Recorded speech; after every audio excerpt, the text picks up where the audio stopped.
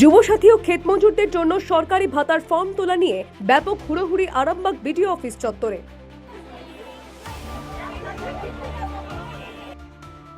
হাজার হাজার মানুষের ভিড়ে বিশৃঙ্খলার সৃষ্টি হয়, ঠেলাঠেলি, ধস্তাধস্তি, এমনকি ফর্ম কাড়াকাড়ি শুরু হয়ে যায়। ভিড়ে দম বন্ধ হয়ে যাওয়ার মতো অবস্থা হয়।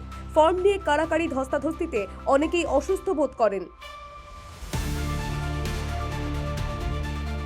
ছটা থেকে লাইনে দাঁড়িয়েছে, আগের মতো ফর্ম পাইনি। এটা কাউন্টারটা পরিষেবাটা ঠিক হচ্ছে না, কাউন্টার বাড়াতে হবে, পুলিশের পরিষেবা বাড়াতে হবে। কাউন্টারটা একটা কাউন্টারে হচ্ছে না, কাউন্টার বাড়াতে হবে। কিন্তু লাইন এক জায়গায় জয়েন হয়ে যাচ্ছে, মুখে এসে মুখের কাছে এসে চারটে লাইন একসাথে হয়ে যাচ্ছে। কাউন্টার বাড়াতে হবে। কাড়াকাড়ি করে মারামারি হচ্ছে।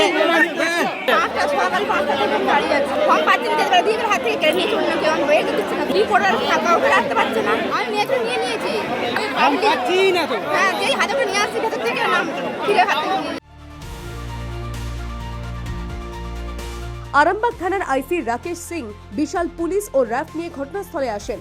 পরিস্থিতি সামাল দেওয়ার চেষ্টা করেন, তারপরেও গন্ডগোল হুড়োহুড়ি বন্ধ হয়নি। পরিস্থিতি দেখে অনেকেই ফর্ম না নিয়েই ফিরে যান। Bureau report, the wall news.